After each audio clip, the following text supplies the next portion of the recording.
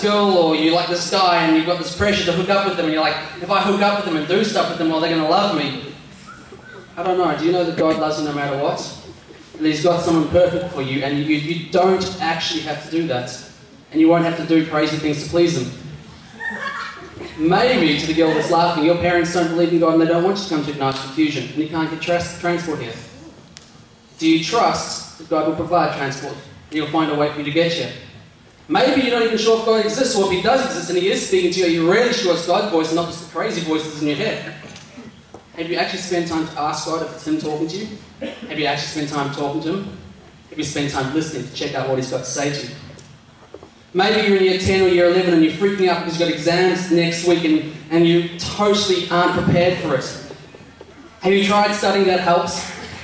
Maybe the next step is, have you asked God to give you a sense of peace as you enter into the exams? You know, the list of things go on that could be challenging us and changing us. What are your challenges? Have you given them to God?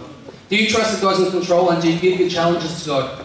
And finally, in what's going on around you, will you persevere through the tough times? Hey, as I close up, I just want to quickly share an email I received this week with you guys. You may have heard it, but it's pretty cool, and I wanted to quickly finish with it. It's called Donuts. Here we go, Donuts. I'm just going to read this because I haven't memorized it. It goes like this. There was a young boy named Steve who was attending a private school in Oregon, which is in America. In the school, religion classes were held during the school hours. Brother Christensen taught all religion classes at the school. He had an open door policy, and so that meant that he would take any student that had been thrown out of any class into his classroom, as long as they promised to abide by his rules. Steve had to be picked out of his 6th class for that day, and no other teacher wanted him, so he went to Brother Christensen's religious class. Steve was told that he could not be late, so he arrived just seconds before the bell rang. They had a bell. He would sit in the very back of the room, and he would also be the first to leave as soon as the class was over. One day, Brother Christensen asked Steve to stay after class so he could talk with him. After class, Brother Christensen pulled Steve aside and said, "So you think you're pretty tough, don't you?" Steve answered was like, "Yeah, I do." Then Brother Christensen asked him, "How many push-ups can you do?" Steve said, "I do about 200 every night." That's impressive. 200, that's pretty good, Steve, Brother Christensen said. "Do you think you could do 300? Steve replied, "I don't know. I've never done 300 at a time." "Do you think you could?" again asked Brother Christensen. "Well, I can try," said Steve. "Can you do 300 in sets of 10? I need you to do 300 in sets of 10 for a class project. Can you do it? I need you to tell me that you can do it." Steve said, "Well, I think I can. Yeah, I can do it." And so Brother Christensen said, "Good. I need you to complete this for me on Friday." So Friday came along and Steve was the first to class. He was early there and he's sitting in the front room. And when the class started, Brother Christensen, he pulls out this big box of donuts. Not the ordinary kinds, these are the fancy kinds like cream and all the rest in the middle. I have no idea. Thanks for that, Tom. And everyone was pretty excited. It was Friday, and so they're thinking, well, it's the last class of the day. We've got donuts. It's going to be a party in the early weekend. And then Brother Christensen walks up to the very first girl in the front row and he says, "Cynthia, do you want a donut?" And Cynthia says, "Yes." Easy answer. Brother Christensen then turns to Steve and asks, "Steve, would you do 10 push-ups so that Cynthia can have a donut?" Steve said, "Sure," and he jumped down from his desk and he did a quick 10. Then Steve again sat in his desk. Brother Christensen put a donut on Cynthia's desk. Brother Christensen then went to Joe, the next person, and asked, "Joe, do you want a donut?" Joe said yes. And so Brother Christensen asked Steve, "Would you do 10 push-ups so Joe can have a donut?" Steve did 10 push-ups. Joe got a donut. And so it went down the first aisle. Steve did 10 push-ups for every single person before they got their donut. And then down the second aisle until Brother Christensen came to this guy named Scott. Scott was the captain of the school football team and the centre of the basketball team, and he was very popular and he never lacked any attention from females. When Brother Christensen asked him, "Scott, do you want a donut?" Scott replied was, "Well, can I do my own push-ups?" Brother Christensen said, "No, Steve has to do them for you." So Scott said, "Well, then I don't want my donuts." And Brother Christensen turned to Steve and he said, "Steve, would you do 10 push-ups so Scott can have the donut that he doesn't want?" Steve started to do 10 push-ups and Scott said, "Hey, I don't want that one." And Brother Christensen said, "Look, this is my classroom. This is my class. These are my desks. These are my donuts. Just leave it on the desk if you don't want it and put the donut." And he put the donut on Scott's desk. Now by this time, Steve had begun to slow down a little.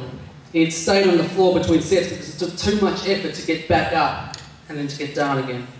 You could start to see the perspiration coming up around his brow, and Brother Christensen was starting to head down the third row. Now the students were starting to get a bit angry. Brother Christensen asked Jenny, "Jenny, do you want a donut?" Jenny said no. Then Brother Christensen asked Steve, "Steve, would you do 10 push-ups so Jenny can have a donut that she doesn't want?" Steve did 10 and Jenny got a donut. By now the students were beginning to say no, and these were all uneaten donuts just sitting on the desk, and Steve was having to put in a lot of effort just to get the push-ups done for each donut. There began to be a small pool of sweat on the ground in front of him. His arms and his brow were beginning to go red with the physical effort involved. Brother Christensen asked one of the students, Robert, to watch Steve to make sure he did 10 push-ups in each set because he couldn't stand watching anymore. Brother Christensen couldn't stand seeing all the uneaten donuts on the desk, so Robert began to watch and to count Steve closely as he did the push-ups. Brother Christensen started down the 4th row. During his class over, some students had walked in and wandered and sat along the heaters.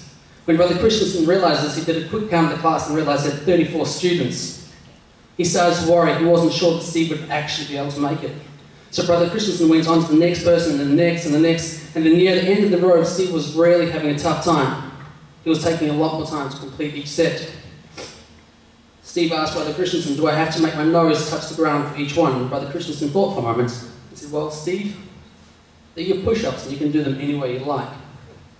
And so Brother Christensen went on. A few minutes later, a guy named Jason came to the room and was about to come in, and all the students yelled out, "No, don't come in. Stay out, Jason."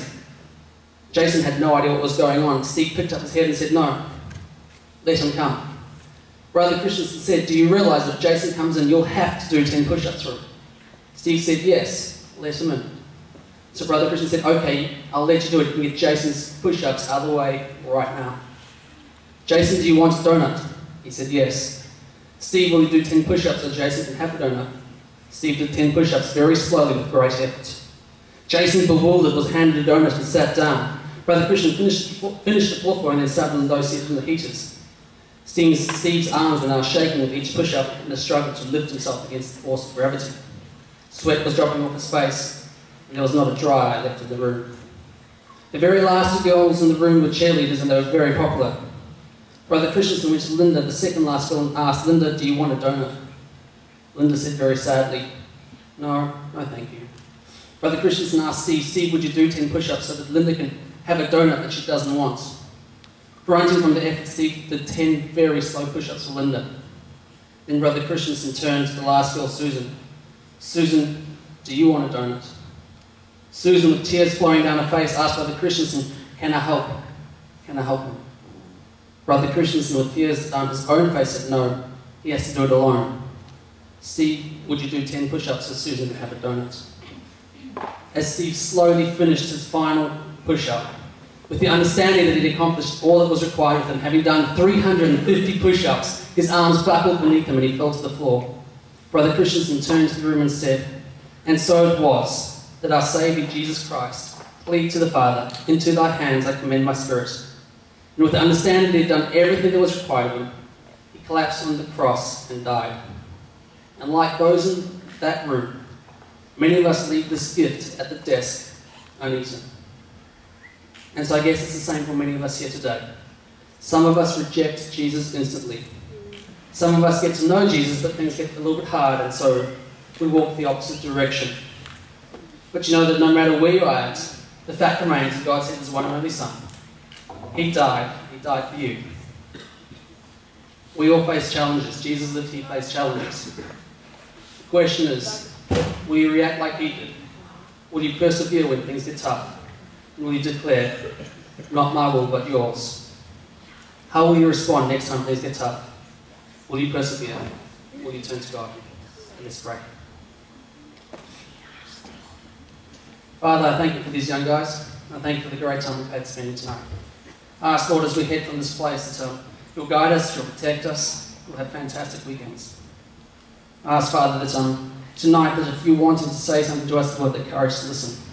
If you're wanting us to live a certain way, that we'll have the courage to live that way. And I ask, Lord, when challenges come to us, we'll have the courage to respond in a manner that draws us closer to you. And that we'll have the perseverance to push through. Thank you, Lord, that you're Lord of all and Lord of everything. In your name we pray. Amen.